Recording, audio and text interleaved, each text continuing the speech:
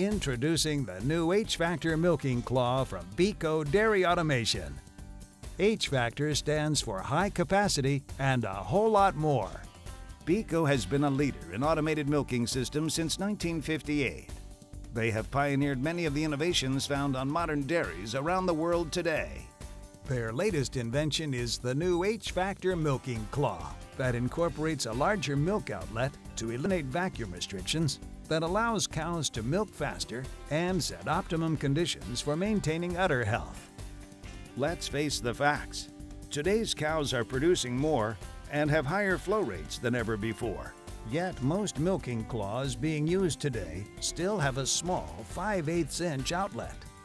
To allow today's cows to effectively produce all they are capable of, vacuum restrictions must be eliminated. And that is exactly why the Beco H Factor milking claw has a larger outlet.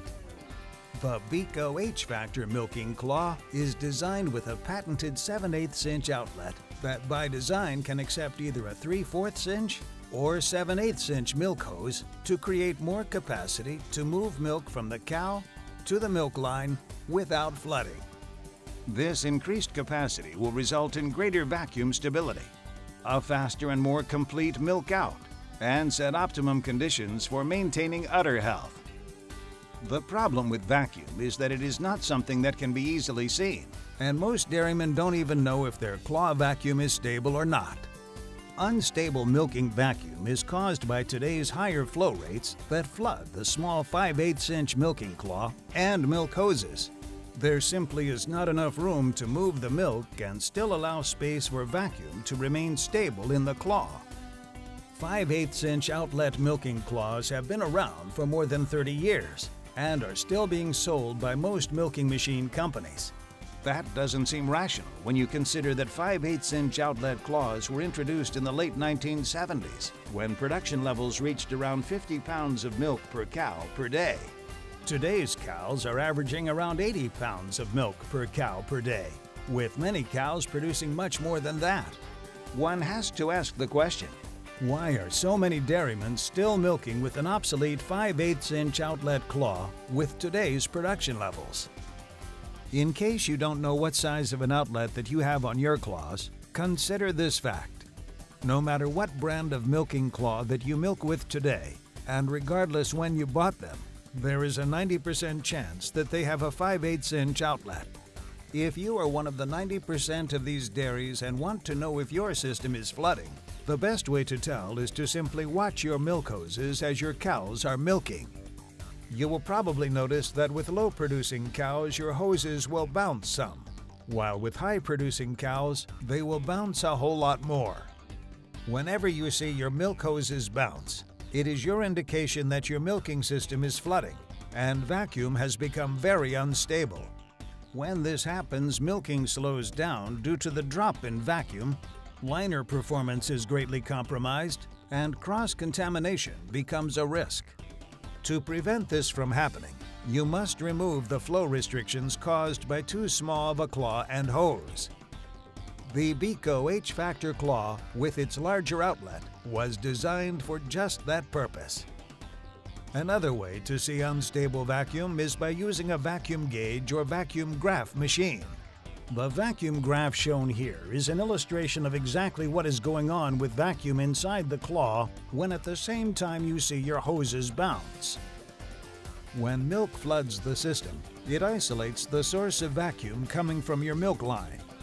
This then causes a vacuum differential that eventually causes the milk to slug out of the hoses, causing them to bounce. At the same time, vacuum drops as illustrated on the graph.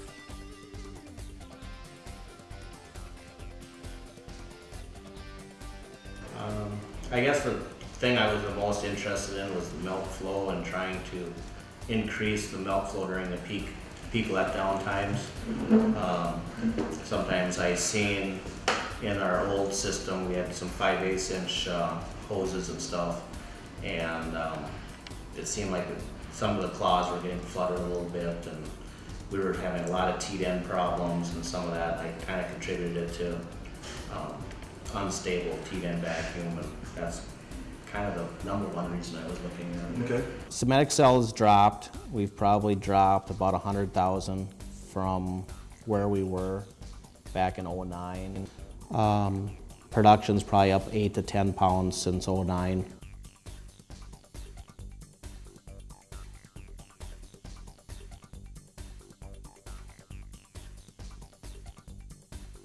Claws sit on the udder well, and they're easy to handle.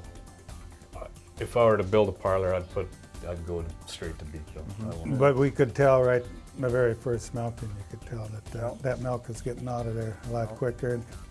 And I didn't see any real big. I mean, there was, yeah, it's a little bit, maybe a little stiffer, Right. you know, to start out with. But once you got your right lengths and everything is correct, it's very little difference. Yep. Dairymen have known for years that stable vacuum is important. They just didn't know that it is something that they didn't have. Many dairymen tell us that they do see their milk hoses bounce, but didn't make the connection that bouncing hoses means unstable vacuum. If you want to know what your cows already know, just watch your milk hoses. Correct the problem with the Beco H Factor milking claw, and you will be unleashing your cows to produce all they are genetically capable of, and you will be setting optimum conditions for maintaining udder health. The Beco H Factor claw is adaptable to most existing milking systems, as long as you are milking in a parlor with a low line. Generally speaking, a claw and milk hose is all it takes to begin the journey of eliminating vacuum restrictions and unleashing your cow's potential to achieve higher levels of performance.